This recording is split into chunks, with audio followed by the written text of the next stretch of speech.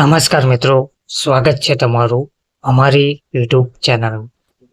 મિત્રો, રાજ્ય સરકાર દ્વારા વિવિધ સંવર્ગોમાં અનુસૂચિત જનજાતિના ઉમેદવારોના પ્રમાણપત્રોની ખરાઈ કરવા અંગેની કાર્યપદ્ધતિ અપનાવવા બાબત જાણ સારું આ પરિપત્ર જાહેર કરવામાં આવ્યો છે.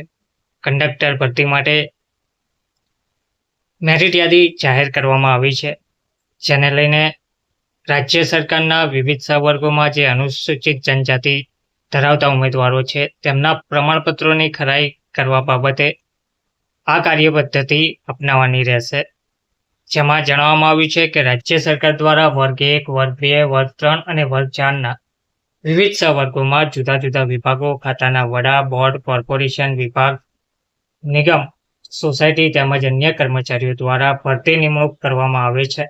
સરકારશ્રીના ધ્યાને આવેલ છે કે અનુસૂચિત જનજાતિના આરક્ષિત પદો માટે કેટલાક ઉમેદવારો જાતિ અંગેના શંકાસ્પદ પ્રમાણપત્રો રજૂ કરીને અનુસૂચિત જનજાતિ માટે અનામત કરેલ સીટો ઉપર નિમણૂક મેળવવાના પ્રયત્ન કરવામાં આવે છે.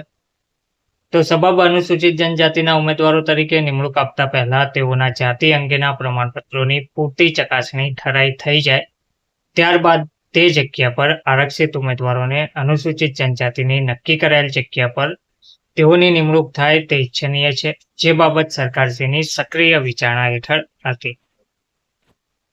તો ઠરાવ મુજબ ઉક્ત વિચારણાને અંતે અનુસૂચિત જનજાતિના ઉમેદવારોની જે તે સંવર્ગમાં નિમણૂક કરતા પહેલા તેઓના અનુસૂચિત જનજાતિના જાતિ પ્રમાણપત્રોની આદિજાતિ વિકાસ વિભાગ હેઠળની વિશ્લેષણ સમિતિ સહાય સક્ષમ સત્તાધિકારી દ્વારા ખરાઈ ચકાસણી કરાયા બાદ નિમણૂક આપવાની રહેશે તેમ ઠરાવવામાં આવે છે.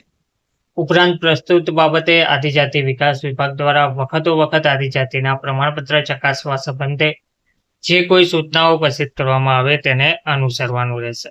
ઉક્ત સૂચનાનું ચુસ્ત પાલન કરવા સચિવાલયના વિભાગો, ખાતાના વડા, કચેરીના વડા, જાહેર સાહસો, બોર્ડ, કોર્પોરેશન, નિગમ અને સોસાયટી વગેરેને આથી જણાવવામાં આવે છે. ગુજરાત રાજ્યના રાજ્યપાલશ્રીના હુકમથી અને તેમના નામે આ ઠરાવ જાહેર કરવામાં આવ્યો છે. જાતિ પ્રમાણપત્ર સમર્થનમાં પુરાવા રજૂ કરવા બાબતનું પત્રક નીચે નમૂનો આપેલ છે તે એકવાર જોઈ લેવા વિનંતી છે. ધન્યવાદ.